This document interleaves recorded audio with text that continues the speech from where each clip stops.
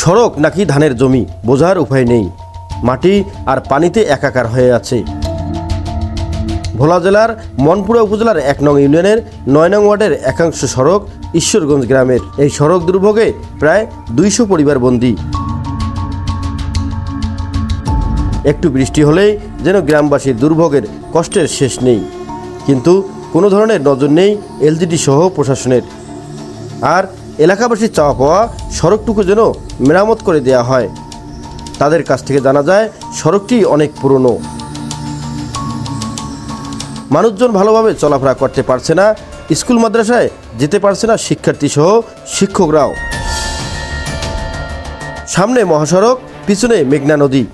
রাস্তাটির এমন অবস্থায় মোটরসাইকেল, অটো, বাইসাইকেল কোনো যানবাহন কিছুই যেতে পারছে না।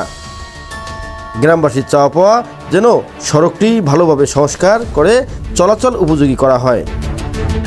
অনেক কষ্ট করতে আছি আমরা আজ ৪-৫ বছর। এর ওটা কী কারণে এরকম লোড কায়দা হয়ে যায়। আমরা অনেক ঘর বাড়ির থেকে বাইতাম পারি না, চলতাম পারি না, হিটতাম পারি না, অনেক টচ্ছে আছি আমরা, অনেক কষ্টতে আছি। ১০০ লোক দোনো সাইডে ১-১০০ লোক আমরা দোনো সাইডে বসবাস করি। আমরা লোদল্লাই বলি আমরা বসবাস করতাম পারি না। আর চলা ফিরা বাজারে ঘাট যাইতাম পারি না, করতাম পারি না। আর বাজার অনেক কষ্ট হয়, একদিন আনলে 10 দিন যাইতাম পারি না। এই অবস্থাতে আমরা আছি। এই রোডটা আল্লাহ নাম লই সারা করতাম আমরা ফাঁকা চাই। ইনশাল্লাহ আমরা যদি ফাঁকা হইতাম চাই, মোটামুটি আমরা চলাফেরা একটু বউ বেটি জি ছেলে সন্তান লেখাপড়ার মোটামুটি একটু চাইজা ভালো হইতো আর কি। স্কুল কলেজে যাইতেই পারে না, একদিন বৃষ্টি হলে 10 দিন ঘরে বইয়ার থাকে। একদম clear.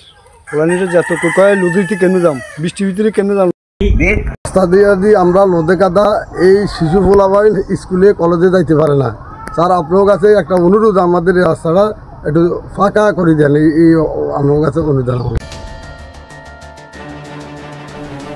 News channel 24 news desk.